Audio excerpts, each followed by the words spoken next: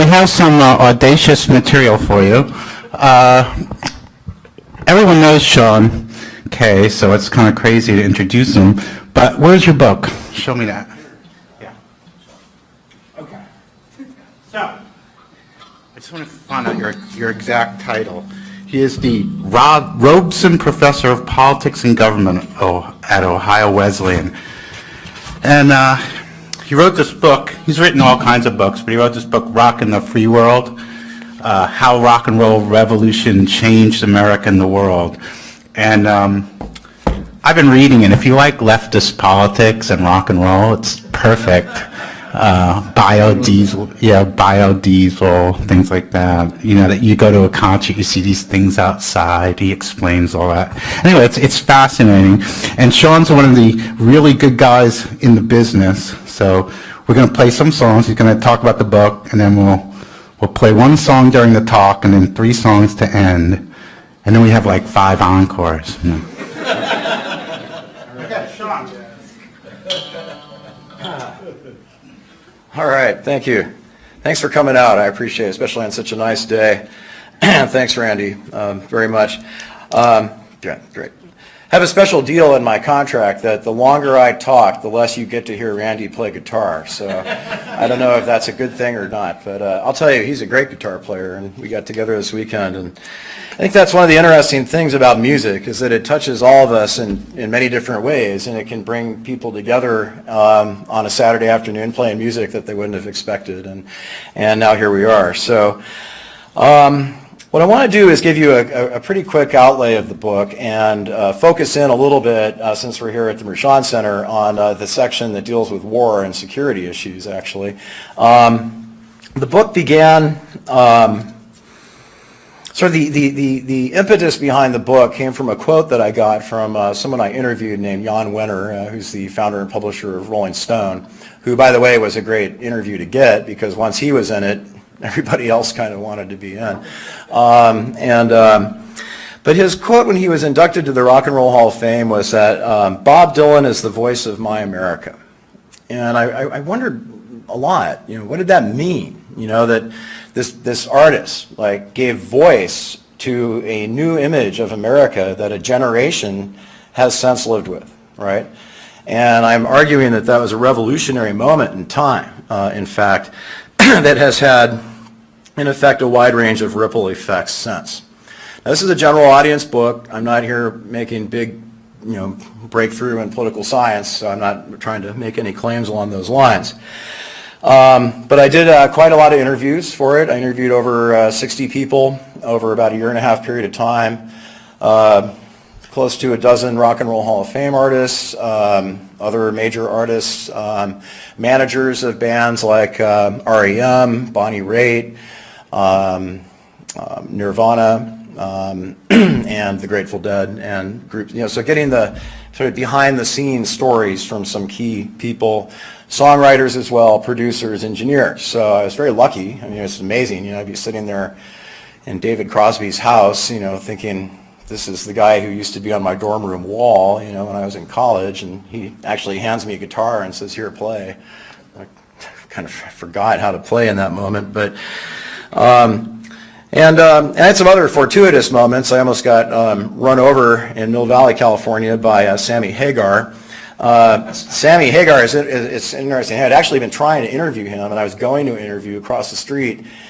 And he was, before he joined Van Halen, was pretty big for a hit he had called I Can't Drive 55. And he came around the corner in this red convertible, and my daughter and I were crossing the street, and he slams on the brakes and said, my gosh, I almost hit you guys. And I said, yeah, you're Sammy Hagar. And he said, yeah. And I said, well, you really can't drive 55 here, you know that. And he thought that was great. And then I realized that I'd been trying to interview him as he drove away, and I thought, oh my gosh, I should have let him hit me. So I didn't get everybody, and this is not intended to be encyclopedic, or this is a narrative, basically, and I was looking for people to illustrate the points that were going to be made. But the basic conclusions came from the artists themselves. I didn't go into this with a predetermined thing. I knew rock and roll mattered. It's sort of one of these big things, like how can it not, right? I mean, it's one of the biggest things in culture. If you just watch that Vietnam documentary, that soundtrack is interwoven with how we think about that war now. I mean, I don't think you could even do a video about that war without somehow including the music that was there and shaped it. But I think there are relevances here to political science. If anyone ever wants to, pursue this and write further, I thought a lot about intersubjective knowledge and learning, for example, and how we have common experiences from individualistic moments.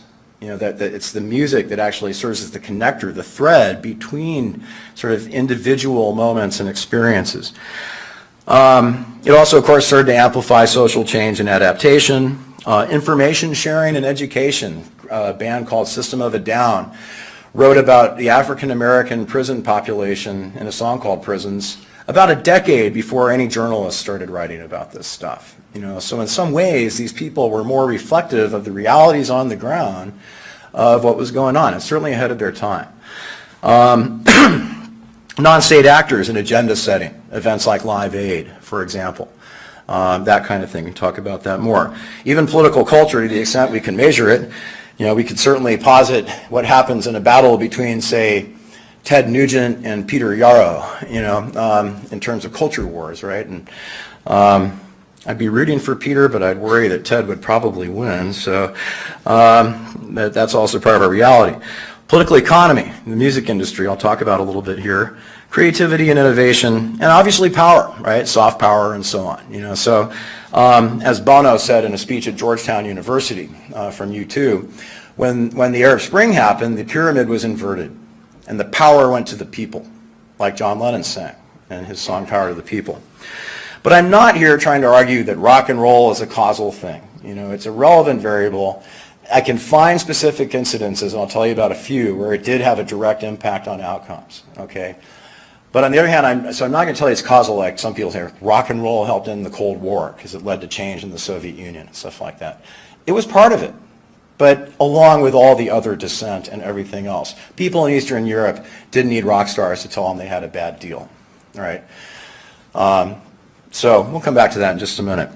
So it does clearly matter both as an art form and as an ethic. And I take a very broad definition of what rock and roll is to include its tributaries. I mean, when the band NWA was inducted to the Rock Hall of Fame, that was the first thing they said was, "Are we rock and roll?" And he said, "Damn straight we are. We rock," because it's an attitude and an ethos as much as an art form.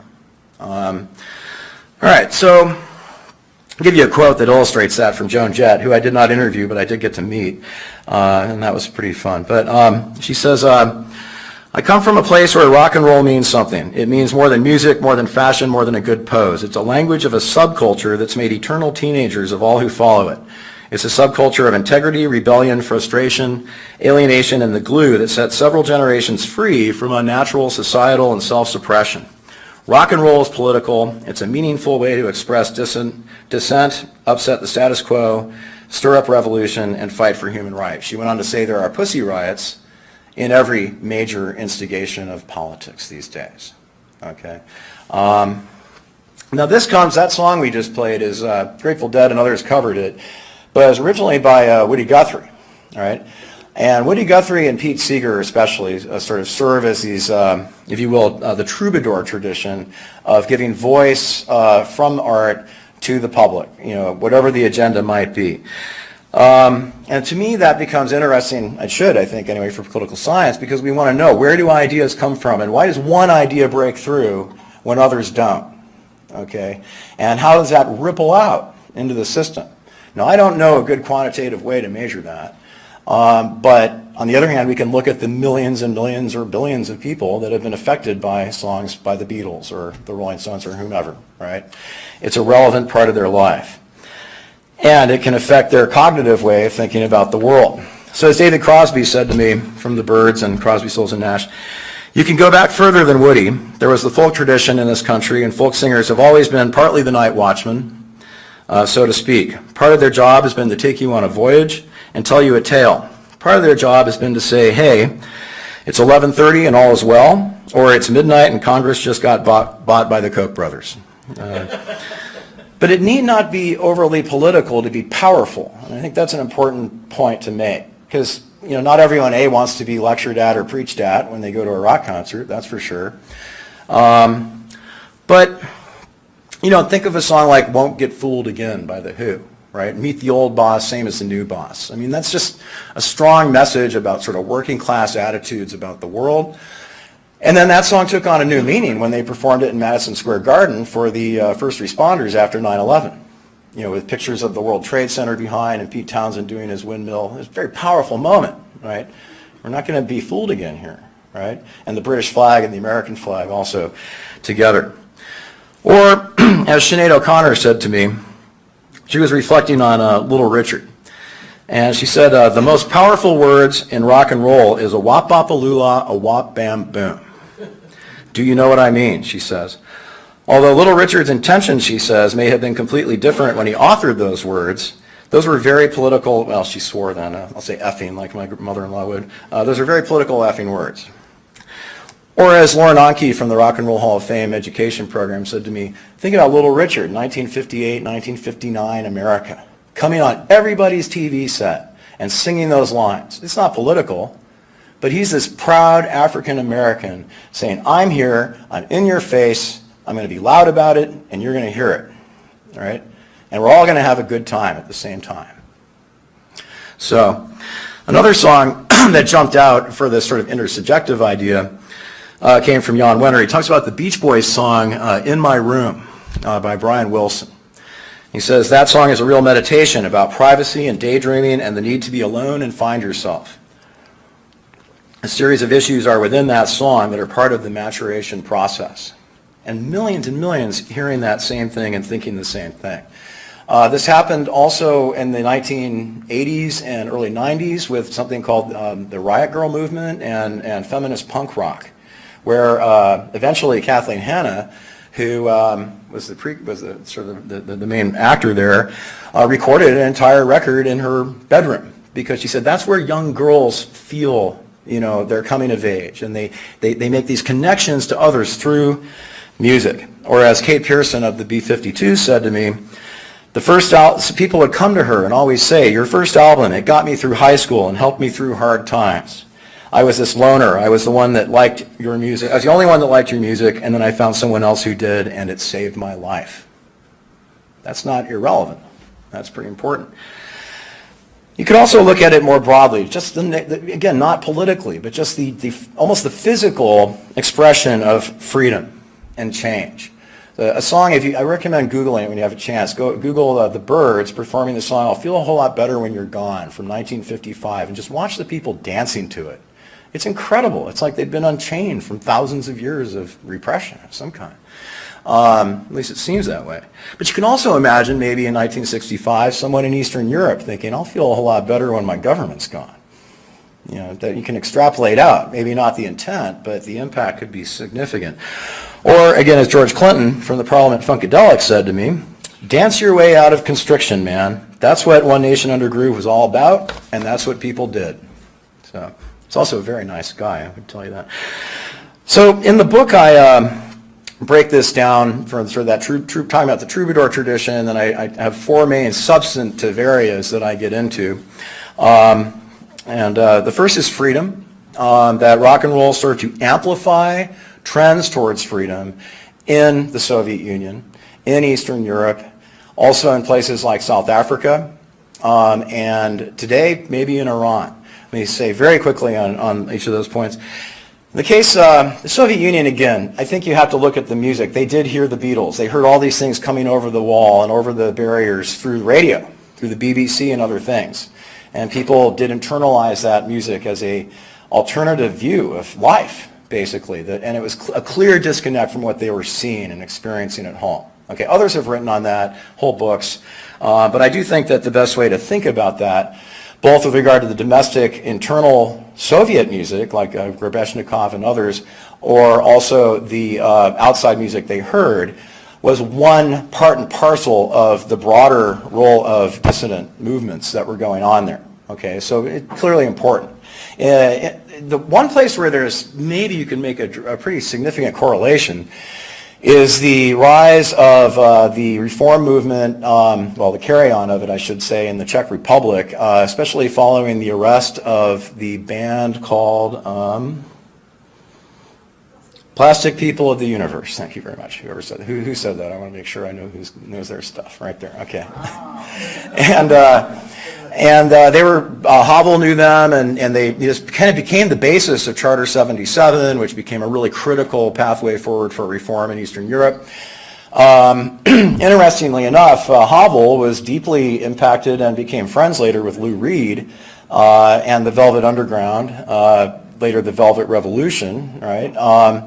And in Prague today, there's a John Lennon wall that you can go to. And ironically, in that same period of time, the U.S. government was trying to expel John Lennon because they thought he was a threat to our democracy and our society. Whereas in Eastern Europe, they were listening to John Lennon as a signifier of freedom. Right? That's important. I did, by the way, get, through secondhand sources, a good review of Bob Dylan's Stasi file from when he played a concert in 1988 in East Berlin. And actually, the file says he, a tired old folk singer that no one will care about. They were much more worried at the time about Michael Jackson having a concert on the other side of the wall, and people wanted to climb over the wall to get to the Michael Jackson concert. So they actually had to separate people out and keep them away from the wall when Michael Jackson played. I also recommend, I think it's about a year before the wall comes down, a good video concert of Bruce Springsteen playing in East Berlin. The biggest concert at the time, I believe, since Woodstock. And it was carried live with a delay, but live across East Germany. Millions saw this. And what really stands out to me when you watch that video is everybody in that audience, they're like below the age of 30, and they know every single lyric to every Bruce Springsteen song. More so than we would, right? Again, a signifier of freedom. Equality is the next chapter in the book. It deals with efforts artists have made to advance equality and justice, economic, racial, women's empowerment. It's a tricky thing, women in rock and roll, because it is a tricky line between empowerment that women have gotten from it, but also objectification, which is rampant throughout the business. And artists and producers I talked to said it's gotten worse in the last 20 years, not better. And just as one data point, I can tell you, only 9% of the inductees to the Rock and Roll Hall of Fame are women, which is absurd on its face. I mean, whether you like a band or not, that's subjective, but even a group like the Go-Go's, they were the first women group to write their own top #1 selling record and play all the instruments. They're not in the Rock Hall of Fame. Joan Baez was only just inducted to the Rock Hall of Fame. I think they've been left out too. Yeah, I have to check on that. There's a couple of those early 60s bands that have not been in, and it upsets a lot of people. But the bottom line is, Joan Baez just got in. She should have come in when Bob Dylan came in. But that's me. All right, so then I deal with human rights. I'll say a little more about this here. So in the early 1980s, Amnesty International begins these major tours, 1986 and 88, around the United States and around the world. And I interviewed the guy who with Bill Graham, his name is Jack Healy, put these together. These were powerful. They got major artists all around the world, and I'll give you some data in a minute to illustrate that. Also, though, quickly to survey it on human rights, there are some other cases here. Right before the vote of the Good Friday Accord in Northern Ireland, U2 played a concert that was live on TV in Northern Ireland. Now, this was going to pass anyway, their referendum, but for the next 3 days, all the newspapers were the John Hume and David Trimble being held up with Bono and The Edge, and a big thing that said yes. And it did help drive the turnout of young people up. And they wanted a really big yes vote for that, right? And that was helpful. Again, it's not causal, but it is relevant. You see it with Sinead O'Connor and her protests of the church. I kind of know her reasonably well, and I tend to joke with her. So look, if you're going to tear up a picture of the Pope on national TV, at least explain to people why you're doing it. She didn't, and it did end her career in this country. But she was doing it to protest the abuse of children in the church in Ireland. She just didn't tell anyone. 20 years later, the stuff that she was talking about is now commonly spoke of in Ireland and elsewhere, of course, as well. You can look at a song, Pussy Riot in Russia today, of course, is another obvious example, where I would argue there's almost an odd symbiotic relationship between Putin and them. He uses them and so on. I did not get to interview them, but I did exchange quite a number of emails with them right after they came out of prison, and facilitated by Mike McFall, who was our ambassador at the time. And they were really interested in what is democracy. Who should we read? They asked me for a reading list on who should we read. And I thought, all I could think of was Schatzsnyder and the Semi-Sovereign People. I said, there's got to be something else. Trying to save the world, and all I could think of was that. Anyway, all right. They're living it. So, you do occasionally get songs today that break through. Like again, it's a hip hop, but Macklemore's song "Same Love" really became a defining moment. Lady Gaga today, like "Born This Way" and stuff like that. In fact, it was, as an aside, it was interesting that Lady Gaga was celebrated for singing at the Super Bowl, they said, because she didn't get political. And I thought, wait a minute, she sang "Born This Way" right in front of Mike Pence, and he's sitting there clapping along. So there must be something going on there. But she also started the whole Super Bowl performance with the song "This Land Is Your Land." And if you know all the verses to that song, you know it's probably one of the most important political songs ever written. So, but maybe people just didn't know that. But really quickly on the human rights thing, let me just read you a quote from Jack Healy. He says, when Sting writes, "You Dance Alone," when he got to sing that song in a stadium where those people were killed, this is down in Chile, no stadium's ever been turned back to the people with death and disappearances and torture in it. That stadium is still used by the Chilean people because Sting rebaptized that place with his music. Chilean kids understood what happened to them the last 16 years because the press had been so oppressed they didn't know what was happening in their country, and they discovered in one concert 2 days what happened. Carried live across the region on MTV, all Latin America, for 2 days straight, given free from MTV, live satellite. During that time, Amnesty International membership grew from 35,000 when Healy started to 500,000 during that time. So again, there's a metric you can say, well, okay, well that happened because they made this effort, right? Artists and rock stars. The next chapter in the book deals with war and peace. I'm going to come back to that in just a second, so let me just skip ahead. And finally, just to summarize here, focus a fair bit on how artists have gone about these things. So look at education. And you have groups like Little Kids Rock Today, which brings rock stars into classrooms, but they actually have provided a rock and roll curriculum for the public schools of Chicago, New York City, places where the music has been cut. They're coming in. Now, they don't like having to do that as a private sector group because we should all be on the hook for public education, but they are coming in and doing this in public schools, for example. There's Music Heals International, does music education programs in Haiti, for example. There's other groups like that. And activism.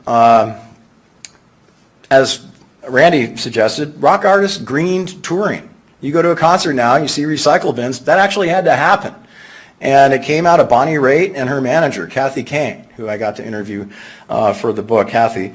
But there were other, there's a pattern here from concert for Bangladesh, especially the No Nukes concert in 1979, which was the moment that Bruce Springsteen became politicized. He wasn't before that, really, although he wrote songs about war and so on. Then you have other things, Peace Sunday, Live Aid, Band Aid, etc. The Tibetan Freedom Concerts, who were done by the Beastie Boys. I interviewed the women who co-produced it with them. They really came to see these not so much as fundraisers or game changers, but rather as information events to change people's minds, to get their attention, their awareness. That was the objective. So that was their goal. And then Bob Geldof kind of adapted that with Live Aid, which was different than Live Aid. And if you know about Live Aid, there are some criticisms that can be made of it. I'm glad to talk about that down the road. REM, and again, I spent a good amount of time with their manager, Bertus Downs. They did an important thing. They had a record coming out, I forget the year, but it was called Green, one of their biggest records. And it was green and environmental undertones was what they were getting at. But if you recall, CDs at the time were sold, remember, they were in long boxes, if you recall, long cardboard boxes, right? The reason for that was because the little CD would fall in the stacks, and you couldn't see it because the stacks were for records, right? So, but REM didn't want the long box because we're environmentalists, liberal people, and we don't want to waste cardboard, right, for millions of records to sell and get rich off of. And they came up with an idea. They put a card on the back of it that you could mail to your senator. And it was already sent, all you had to do is fill it in, to get them to pass the motor voter bill. So you could register to vote, right, when you go to do your drive. Before that, you couldn't do that.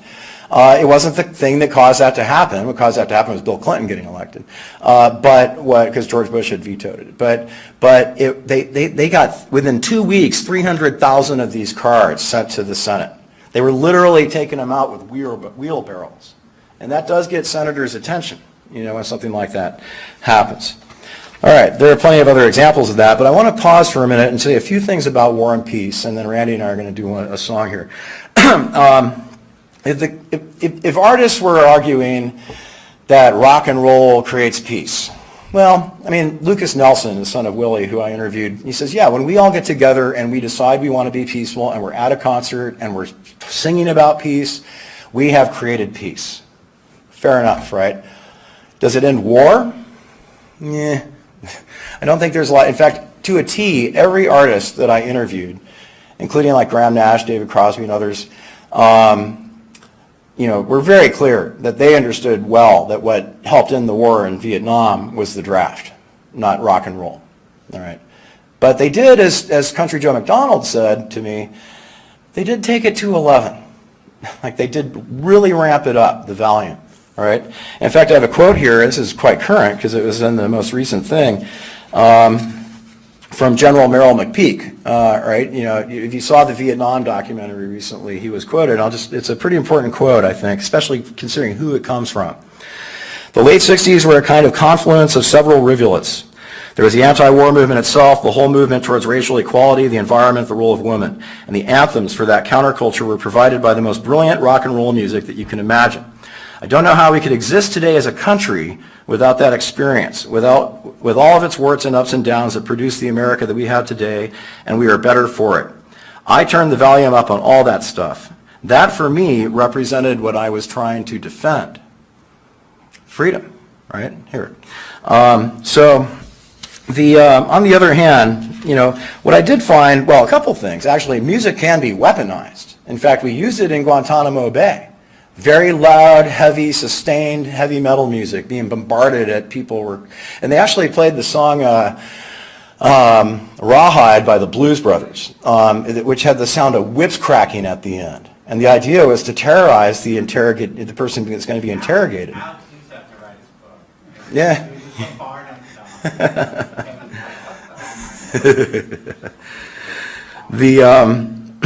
Well, also, if you think of weaponized, they're actually making a sequel, but there was this movie, Top Gun, right? Remember that in the 80s? It was like Reagan's America, patriotism, and Kenny Loggins singing Into the Danger Zone, right? And it was like, wave the flag, wave it high. So, but more than anything, I found that the music for soldiers became a touchstone for home, more than anything. A sustainable mechanism for them, a familiarity to them. But they would also see things that happen in the battlefield. Paul Rykoff, who I spoke with, heads the Iraq-Afghanistan Veterans Association. He says, I'll never forget about the time I was at a checkpoint and an Iraqi kid came up and started citing Eminem lyrics. I mean, that was how we knew Saddam was gone. Because a 14-year-old kid just spitting Eminem lyrics at a checkpoint, that's a whole new world. To him, that was an indicator that something had changed. Now, we also know artists spend a lot of time questioning war, right? And there's a lot of opportunity costs in that, I suppose, financially. After 9/11, there was a chill. It wasn't a ban, but Clear Channel did put out a list of about 1,000 songs that they thought people might be offended by if they heard on the radio. Songs like Imagine by John Lennon. Some odd ones like Leaving on a Jet Plane by Peter, Paul, and Mary was somehow going to upset people's sensibilities. But in any event, there was a chill, of course. We saw the backlash to the Dixie Chicks, for example, when they made a fairly modest criticism of the Iraq War and the president. But on the other hand, you have people like Joan Baez, who used to go down, when I was growing up in Oakland, to this staging station for Vietnam there and get arrested, and then go home, have a shower, go down there and get arrested again. So she's putting her her freedom where her mouth was. Others like Steve Earle today, Michael Franti, have gone to, well, at least Franti did, I don't know about Earle, but they went to Iraq. Steve Earle sang a song about Johnny Taliban that was banned, and he was called unpatriotic. 3 years later, he won a Grammy for a record called Revolution Starts Now, an anti-war record. So it also shows how things can change. Even country music shifted, by the way, during this time. From patriotic, ringing the bell, kick 'em in the feet kind of stuff, I keep doing that, to we had to care for our wounded veterans and things like that. Kenny Rogers sang a song about the environment, and questioned war in that context. But as Country Joe McDonald said to me, there is a problem with regard to war songs. And as he says, it's box office. It's box office is all it is.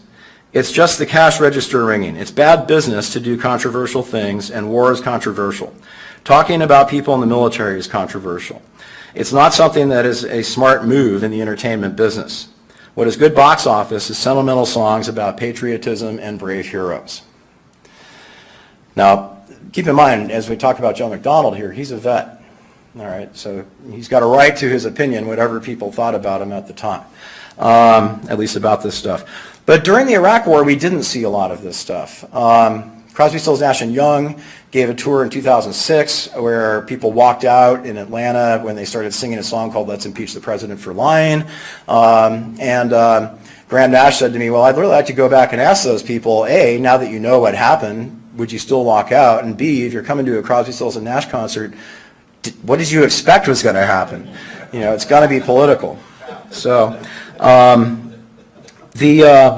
other groups like System of a Down and Serj Tankian, who I interviewed at length for the book, they had songs like BYOB, Bring Your Own Bombs, that kind of thing. Serj, if you talk to him, he has a very sophisticated analysis of the Middle East, and all of his activism comes from his Armenian background. And he's a campaigner on the Armenian genocide. And it was interesting, as we talked, we realized he was really upset that Obama's campaign people back in 2008 had told him they will use the word genocide, and then Obama never did it. And I felt really bad because I was working as the NATO person on Obama's campaign back then.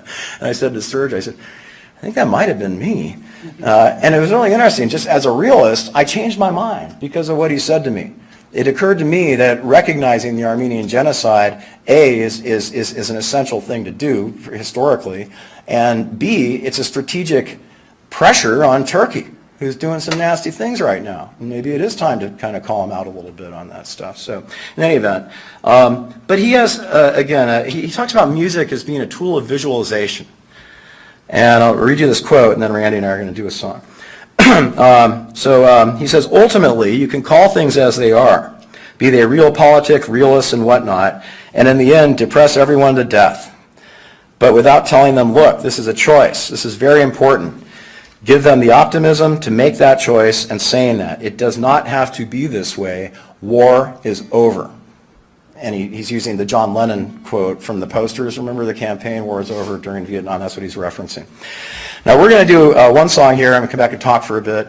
But I thought this was, but actually this is Randy's choice of a tune. But it's actually like a Confederate. It is. It's a Confederate song. But hey, they're a rebel group. But written by a Canadian. So. That's true.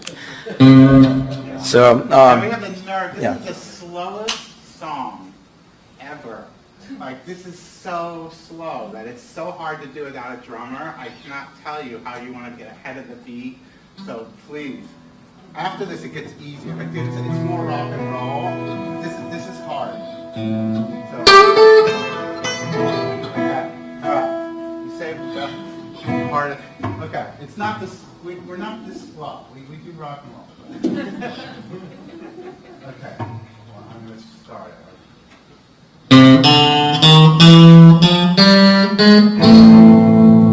Virgil K is my name. Served on the devil train. Snowman's Calvary came. Tore up the tracks again.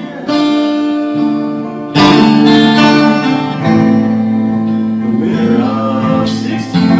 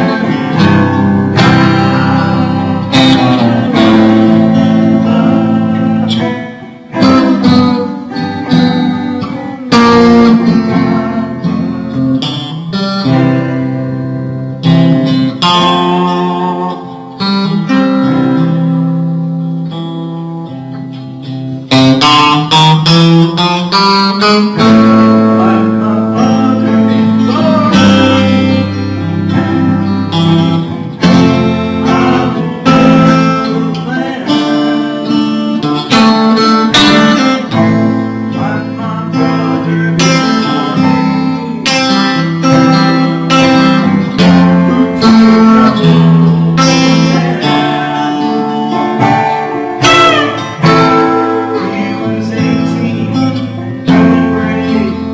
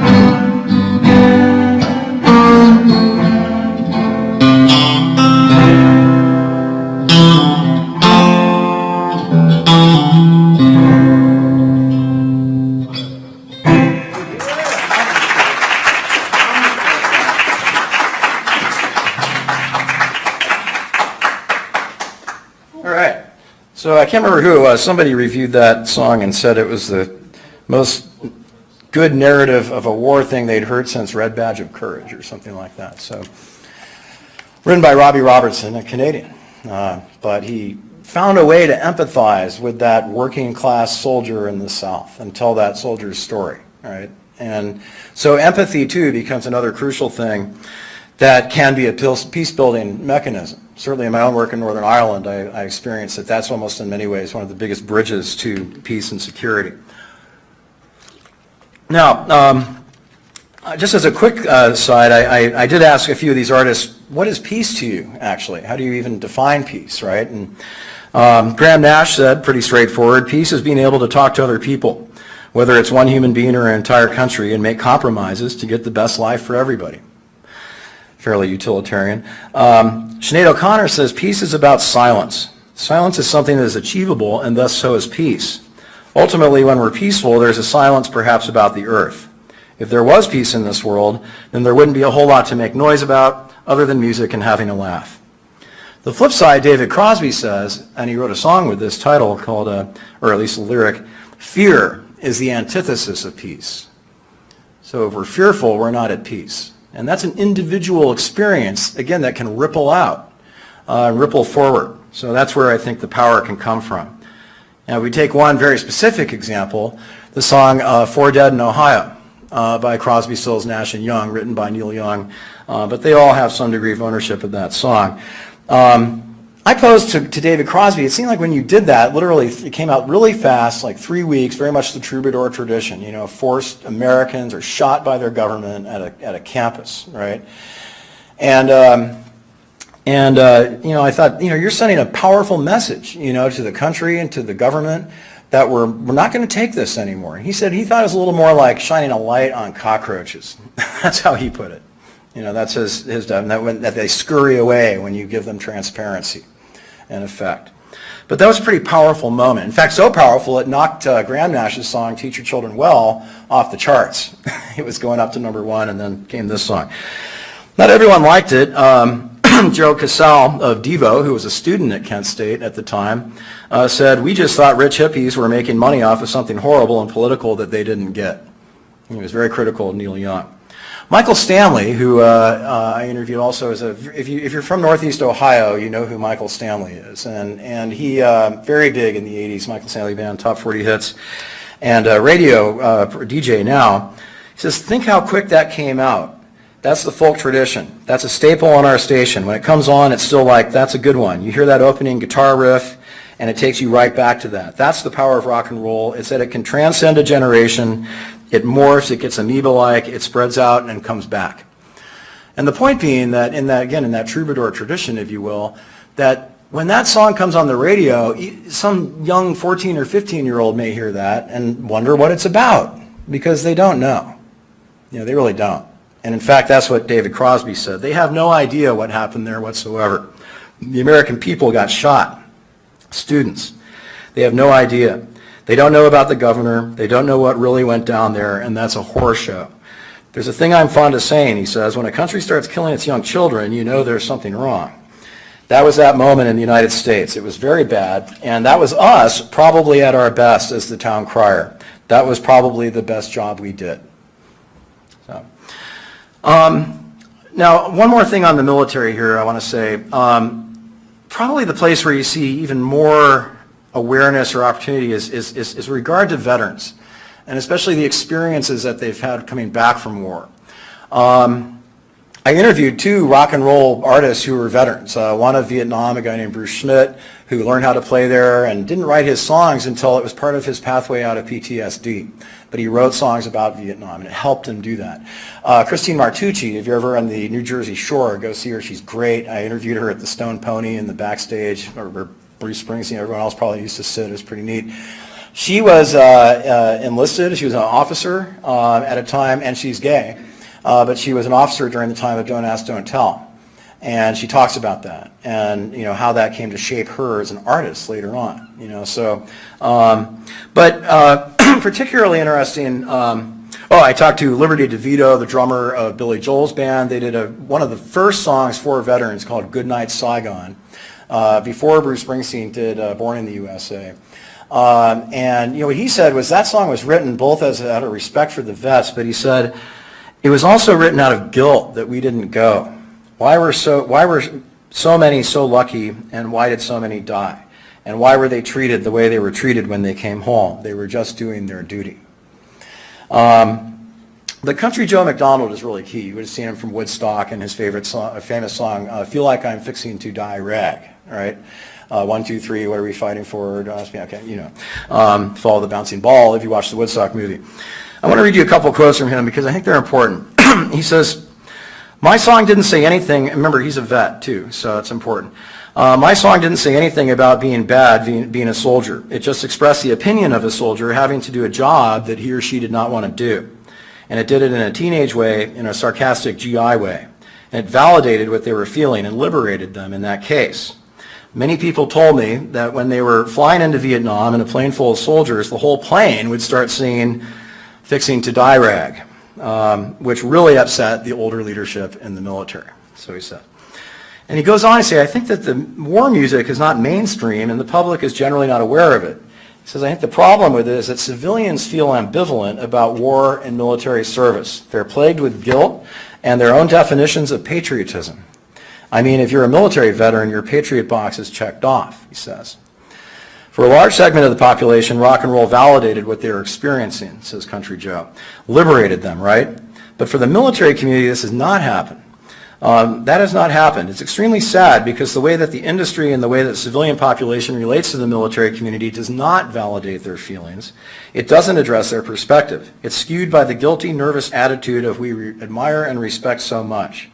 What drives me crazy, he says, is the attitude of, quote, our brave men and women, quote, because most people in the military, he's talking about combat, are not brave.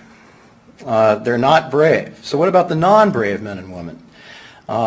What about the cowards? It creates an ambivalence and a confusion in the mind of the military family. That's pretty sophisticated insights from somebody who also understood the military culture. But a good juxtaposition of that came fairly recently, 3 or 4 years ago, again, there's full organizations like Paul Rieckhoff's. They've linked up with bands like Lincoln Park and Brantley Gilbert and others, OAR, guy from Columbus in that band, where they raise money for veterans. They bring vets on tours. Roger Waters brings them out on stage during concerts. And he says, I can, well, I can connect them with other veterans at these concerts, and for us that's a bank shot into PTSD treatment or employment help, all the tough stuff. The key for us is community, and music gives us a rally point for our community. A lot of guys will not go to a crowded event, but they will go to a music event with their fellow veterans. But there was a controversial moment.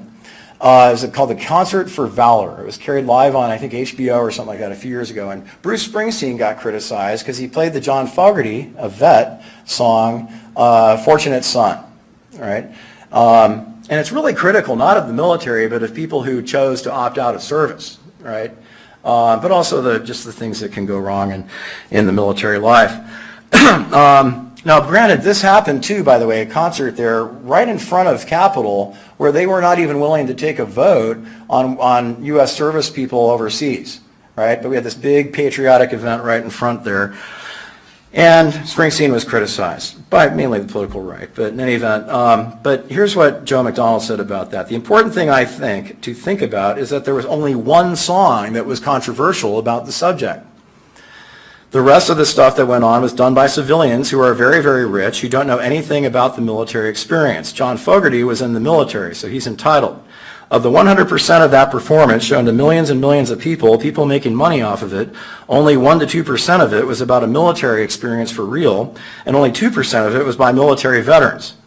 So you got people that don't know, well, he swears, stuff, talking about something they don't know stuff about. He adds, it was a special, not normal event. It was a special, not normal thing that happened in that special, not normal event. It was not an everyday occurrence for people in the military and veterans too. Every day is Veterans Day. Now, let me just say one last little thing, and then I want to conclude, and then we got a few more quick tunes we'll play for it. We have some time for Q&A too. So there is a challenge here. I am arguing that there's been a powerful bottom-upward societal pathway, I guess, through interconnected experiences that bring together change. But I also signal in this book a cautionary note, and I'll only make this very quickly here, but basically the music industry has been inverted. The way you could bring bottom-up music to the top, everyone can make a record now. You can do it. You can put it on YouTube, right? But what is that going to get you? I mean, Playing for Change, you may have seen them. I interviewed the guy who does these videos. They get street musicians to play with artists. They've had like 97 million YouTube hits. That's allowed them to raise enough money to build 7 schools around the world. 97 million hits, YouTube hits, translates into 7 schools. When you think about it, that's not a lot, actually. Right? They're educating, but it's not really bringing the goods home. Only 6 corporations today own 90% of the radio outlets in this country. That happened, by the way, because of Bill Clinton when he signed the 1996 Telecommunications Act, massive consolidation. So the way Bruce Springsteen got big, he'd go to WMMS in Cleveland, or his people would, and the DJ would take a chance and think, yeah, this is reflective of where we're at, let's play this thing. Now those decisions are taken by data miners in Los Angeles or New York, and they're looking at public opinion polls and deciding what you want to hear, because they've already got a proven mechanism of how to make money off of what your brain will react to, actually. So everything kind of starts to sound very much the same, and it's not counter-programming. Also, concert ticket costs are no longer really accessible, to average people. If you really cared about a band, you could sleep all night and get a front row seat or something like that. Now you got to be rich, if you want to go to a concert. They're basically catering to the 1%, at least the big shows, right? Now, and finally, this creates a closed shop. It's harder for new musicians to break through. When U2 gives away their record for free, that's contributing to a culture where people expect that art should be free. And sure, I think it would be great if it were free, but how in the heck does the artist make a living? The average musician in this country earns $34,000 a year. That's it. So that is not a way to break through, in effect. Michael Bracey, who heads an activist thing for musicians, says, quote, most musicians, if you told them that they can make enough money for their art to pay a mortgage, have health insurance for their family, and maybe get on the local radio, they would take that deal.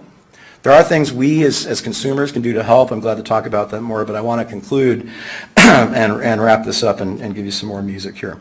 So in the last chapter of this book, I asked some key people to sort of reflect on some things, and I looked at some micro issues of change. I looked at what happened in Asbury Park, New Jersey, after Hurricane Sandy came through, and how they used rock and roll to bring people in and to get the city going again by opening a museum of Asbury Park music. It's a lot of Bruce Springsteen and stuff like that.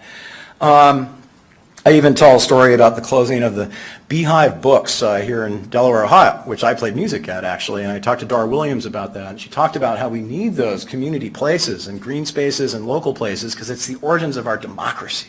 It's where people come together and, talk to, you'll do something, you do something, maybe we can't raise taxes, but we can all make something happen at a local level, like really improve our society. And it's those common places where music can bring people together, all right? All right, so, but there's more to it than that. Dennis McNally, who was for a long time the publicist for the Grateful Dead, said, quote, improvisation, he said, is the fundamental signifier of freedom in this country. Sometimes the band, the Grateful Dead, would jump off the cliff and fly, and sometimes they ended up on the rocks below in giant train wrecks. Musically, that's the whole point. Within that risk that you have the potential for magic, the potential for things that are simply dazzling, that stimulate you in ways that you don't even know. It is that implicit risk at the root of improvisation that makes it so potent a signifier. He adds, that's the exact point that Thoreau understood intuitively, that Twain understood intuitively, and all of their successors. So, hey, we're lucky. We've got Twains in our midst, I guess. Cameron Sears, who managed the Grateful Dead, told me, you can get kind of philosophical about it, but when you look at the intersection of what society was going through, music, alternative viewpoints, social change, environmental awareness, I mean, what did Rachel Carson and the Grateful Dead have in common? More than you might think. He adds, I think that consciousness evolved over time. The early songs definitely have a strong link to, if you really want to stretch the connection to people like Emerson and Thoreau. I mean, strong, rooty American notions of wilderness, outlaw, and freedom. 2 final quotes I'll read you. one from David Wish, who has what I told you, Little Kids Rock. He said to me, "You challenge society because you want to shake up notions that don't make sense. The music itself and even the rebelliousness of the music itself makes society a better place because it is the embodiment of the freedoms that are embodied in the Constitution. Oftentimes the music directly speaks to how short we're falling against our own ideals, and it can be really unpopular. 4 Dead in Ohio, there's a real toe tapper, you know," he says. So today's troubadours are trying to tell us something, and whether we can hear them or not is a whole different thing. David Crosby, Paul McCartney, all these people could put out the best music of their career. It will not get on the radio, and you aren't going to hear it unless you go looking for it. That's it, period. Tom Morello did a thing at Ferguson. Got 100,000 YouTube hits protesting what happened in Ferguson. 100,000. That's not the impact of 4 Dead in Ohio, right? The funny thing is, my sense is corporate radio, if they thought a song like that would make money, they'd play it. It's really about the money, not the politics. Yeah. But that could be a subjective conclusion. David Crosby concluded with me, "One human being, one act of exemplary humanity can change the whole ball game, and that's where I hang my hat." At the same time, he reveals, quote, "I'm pretty discouraged, truth to tell. Country's effed. Democracy's not happening anymore. Being stand-up human beings, I don't do it because I think I'm going to win. I do it because it's the only way I can be proud of myself. I do it because that's who I am, and I'm not ashamed of that. I want to be that person. Do I think we're going to make a difference? I think we've already lost. I'm very discouraged. I not only don't think we're going to win, I think we've already lost. Think about what I said." Now, and then I had to remind him, he wrote this song called "Long Time Gone" back in the day, and it says at the very end, "The darkest hour is just before the dawn." And so, come on, David, can't you be optimistic? And he said, "Yeah, that's me out there, peace, tie-dye." But he says it is still alive. I do still believe, and I do still think it's possible. But I'm really discouraged. We wrote it in these songs. I can't see a way that it doesn't get worse. It's like one good thought getting lost in an angry verse. There's so much going in the wrong direction. There's so much greed and so much ignorance and so much short-sightedness and so much stupidity and so much greed. Did I mention greed, he says. And then ignorance and racism and fear-mongering and fear use as a way to manipulate people. That, I suppose, more than anything, is what maybe the arts can help us break through. And why it's so crucial, by the way, when we hear ideas like let's cut the National Endowment for the Arts, that we need to point out, A, the percentage, for example, of Latino and African American young people that are getting music and art education in the schools has just been falling off the cliff, especially in big city public schools. And so we need these things, rural communities too. So finally, perhaps, this rock and roll ethic that carried out through Bob Dylan and beyond, this voice of Bob Dylan's that Bob Dylan gave to America, can persevere even in difficult times. As Graham Nash put it to me, I have children, I have grandchildren, I've got to remain positive, I've got to think that I can help make the world a better place for myself, my family, and my friends. Everything starts inside, doesn't it? How far can the ripples go once you throw that stone into the pool? So I don't know if that's quantum or not, but I like the ripple effect idea. So I'm gonna stick with it, even if I can't quantify it. It's hard. So that's my book, and it was fun to work on, and I appreciate that you cared enough to listen. And now, Randy and I got a few more songs. If you feel you have to get up and dance or leave, either way, that's okay. Yeah. Does it make sense to take a few Q&A first? Yeah, we can do, if you got, yeah, sure. I'm going to take a few and then. That's Alex's way of saying he's leaving. He's leaving before Randy. No, I just have so much to say. I just wanted to, okay. Yeah, we do have plenty. We've got time, so we're okay. Should I go first? Sure. That'll be very quick. I just had a few thoughts. I guess listening to you talk, it made me think about the relative importance of words or lyrics versus the sound in this music. And I guess two different thoughts on this for the kind of point in opposite directions. You keep emphasizing the political edge of rock, and you've associated it pretty heavily with the left. But actually, skinheads, these guys, they listen to death metal, this stuff, and it's very right-wing, neo-Nazi kind of stuff. So clearly, it can be used for that, but that's the lyrics, especially, bring together. Now, the flip side is that I was reading recently that if you have a video, even a video with lyrics on it that you're watching, but there's no sound, it'll have no emotional impact on you. Yeah. Put the sound on it, and then you get all the emotional stuff flaring. Even if there's no lyrics, you can't understand the lyrics, even if you don't even see a video. The sound itself has part of the power. So maybe the sound in the end is more important than the lyrics. So the lyrics can go right or left, but the sound may be some kind of transcendental thing. Yeah. Two last thoughts. I was thinking about covers, and I was thinking about, I don't know if you've seen Disturbed's cover of The Sound of Silence, Simon and Garfunkel. So they're a metal band, and they've covered it in a metal way. They had 250 million hits on YouTube. Yeah. And this song now is being totally recycled for an entire new generation, and it's clear that people my age are looking at that song now in a new way, when I first heard it in the 60s. And the last question, the only question I have here is... Oh, and Paul Simon's getting really rich, too, if they're doing that. Because he wrote it, you know. Right. Why rock rather than jazz or country or classical?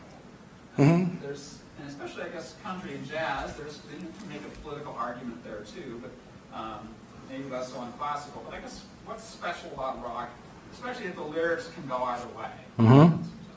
All right. Yeah, those are great points. On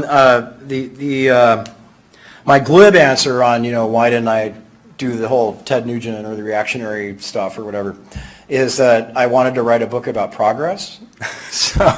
And I mean that in a serious sense. I mean, the things that Ted Nugent has said are, I mean, a lot of this is subjective, of course, but don't fit with that kind of concept of this variation of American values rippling out, if that makes sense.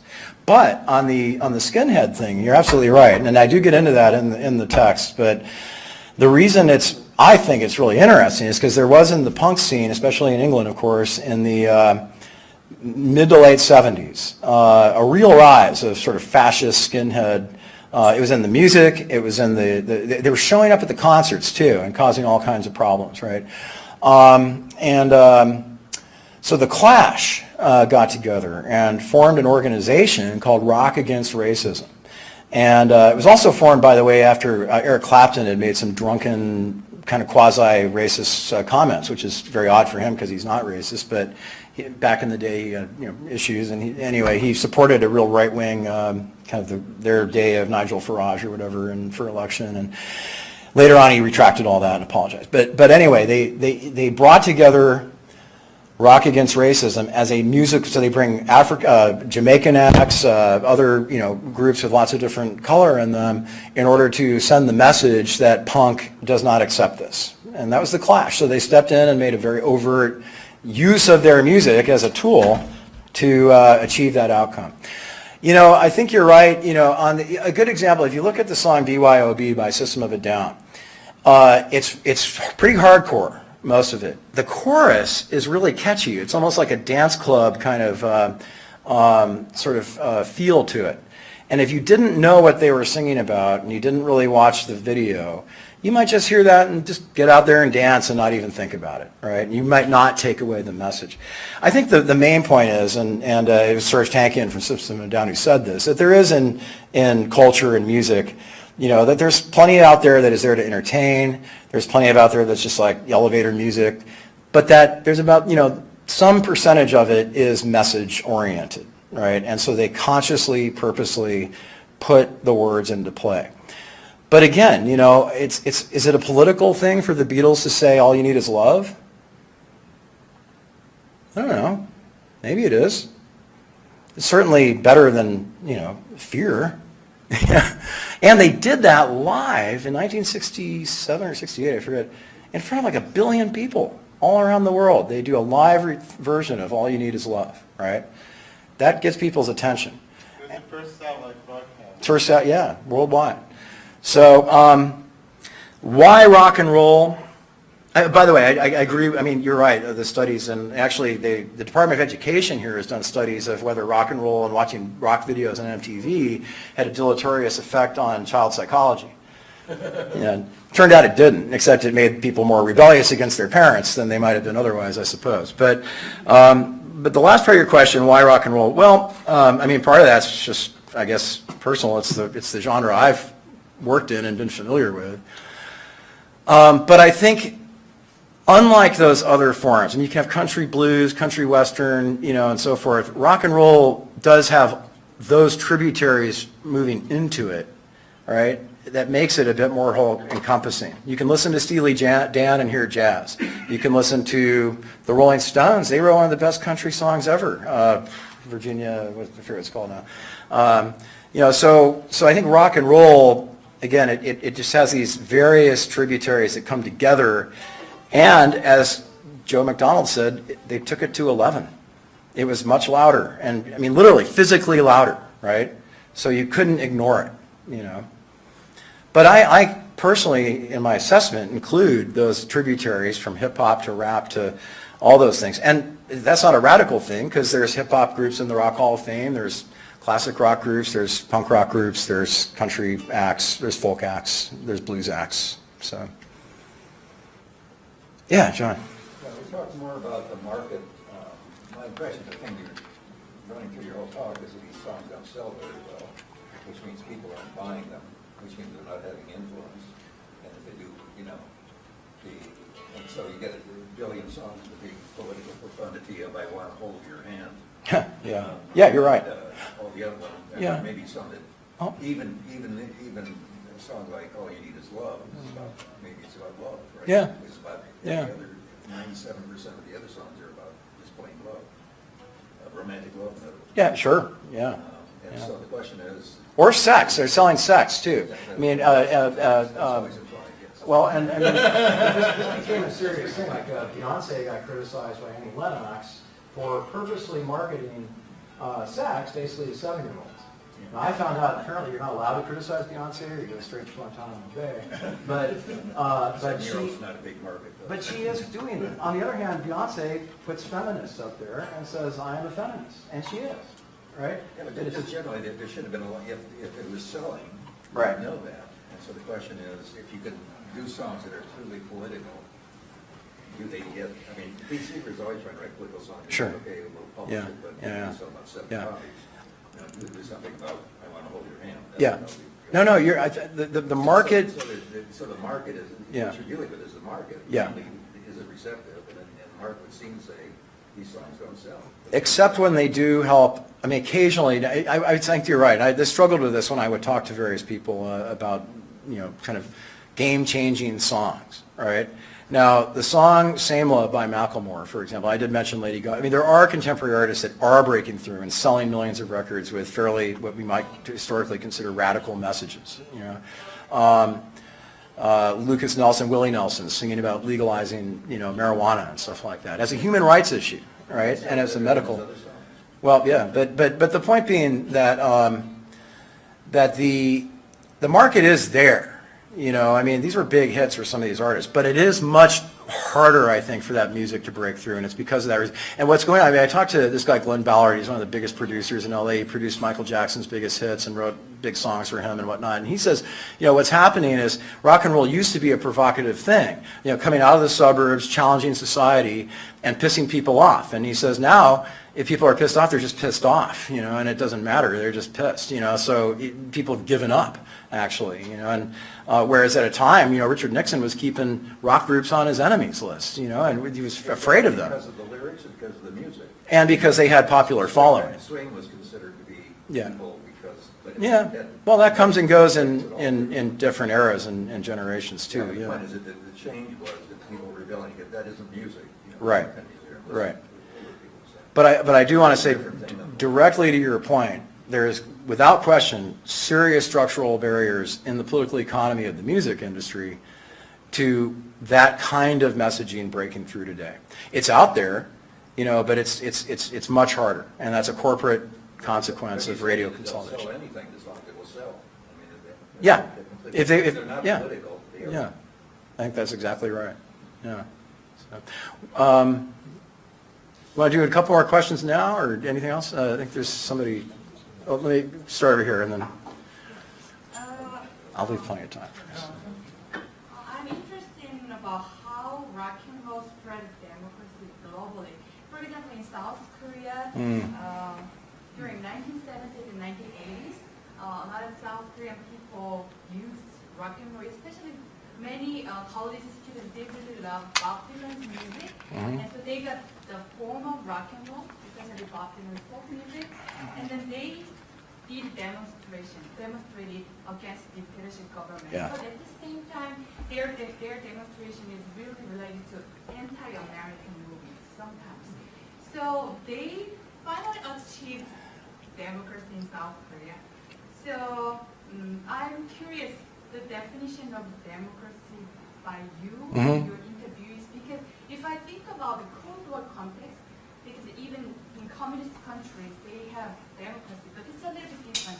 Because in the free world, democracy has been understood as kind of democracy with an emphasis on freedom, but I think in like Soviet side, they more emphasize equality. So if I think about the Cold War context, I'm curious about your interviewee's definition of democracy or your definition of democracy when you talk about rock and roll.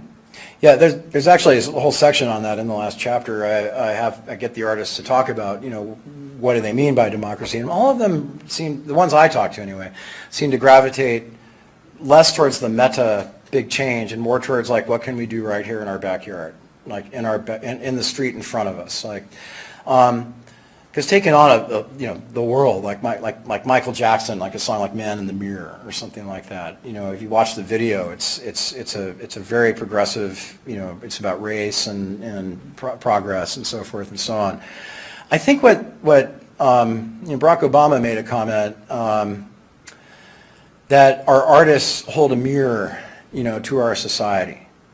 So democracy exists because people own their government. The things that they can channel through to amplify their voices or help coordinate and organize that can be very wide-ranging. So I don't think rock and roll has any kind of ownership or capital on that, but it certainly can be a big part of it.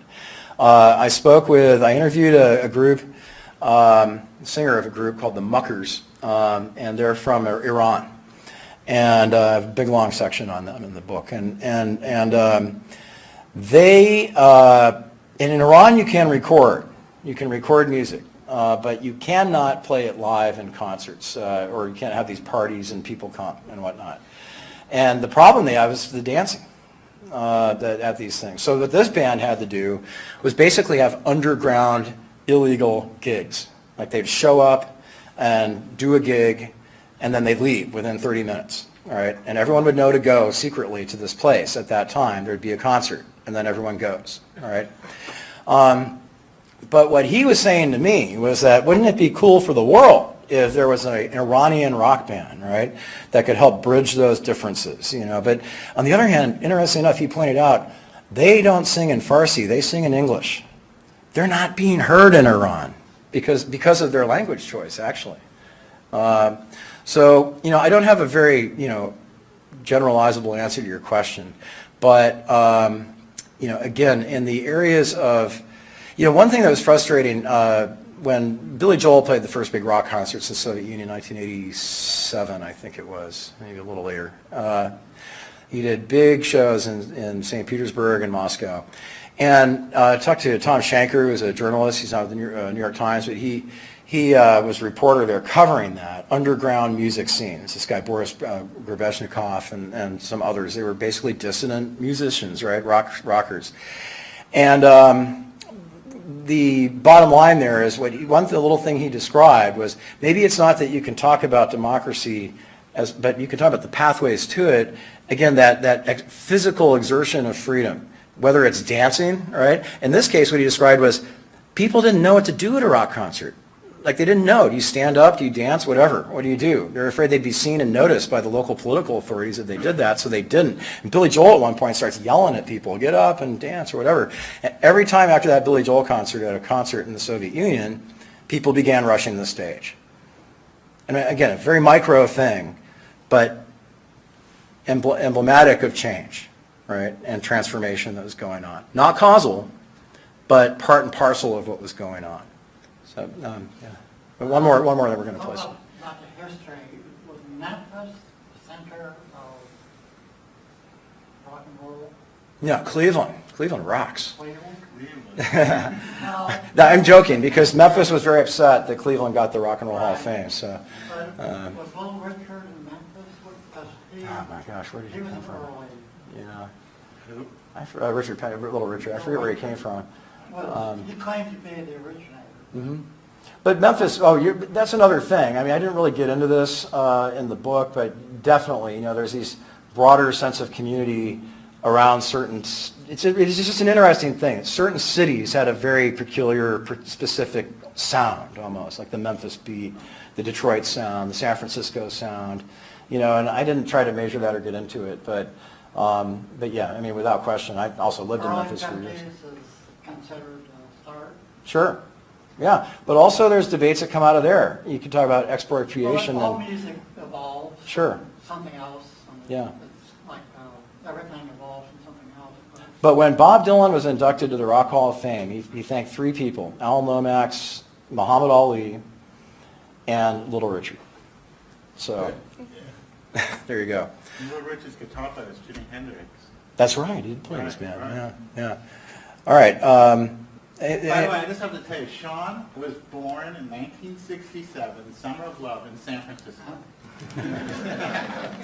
Yeah, and I grew up on a street actually right down the road from something called the Bay Area Music Magazine, and I used to throw my baseball against the PG&E Electric Building there, and these rockers would come, they'd be there doing interviews, and they'd actually come out and play catch with me. I had no idea who they were at the time until later I saw a picture of Huey Lewis, and oh, that's the guy that used to play catch with me.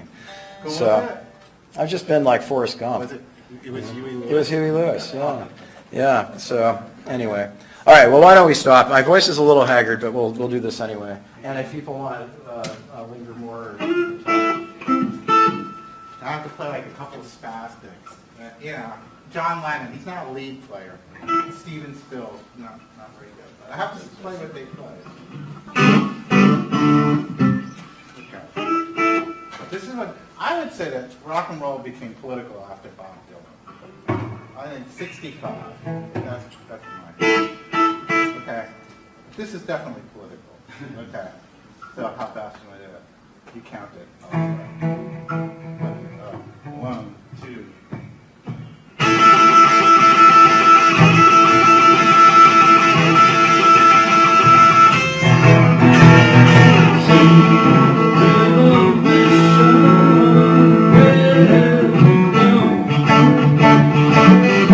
Revolution.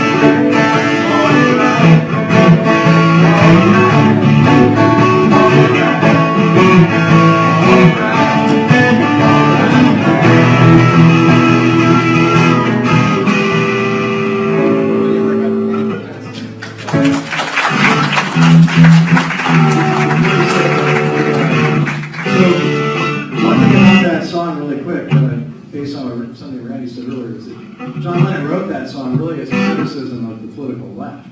Oh, yeah. He didn't want people getting violent. He actually said it in Playboy magazine of all people. Send me to the barricades, but with flowers. And that's what I'll bring. And he used to show up on the Mike Douglas show all the time. Yeah, but then again, of course, the tragedy of what happened to him at the same time. So.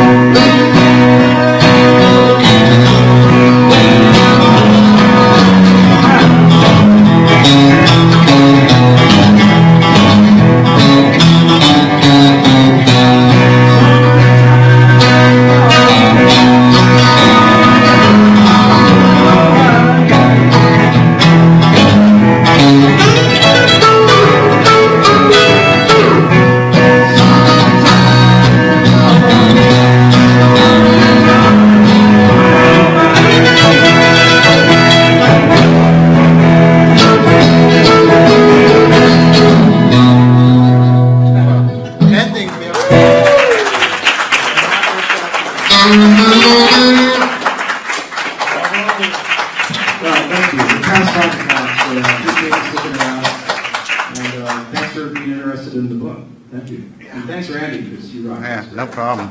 Thank you, Sean. That was audacious. And thanks for coming. Okay.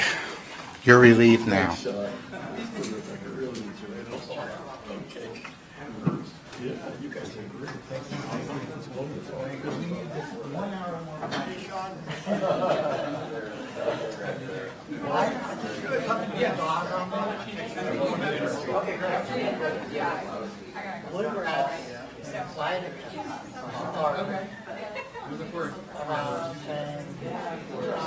Okay.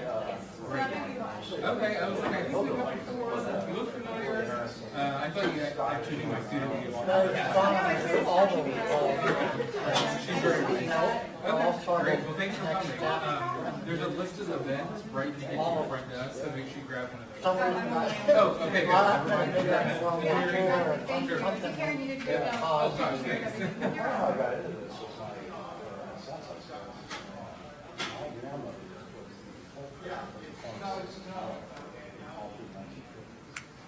So she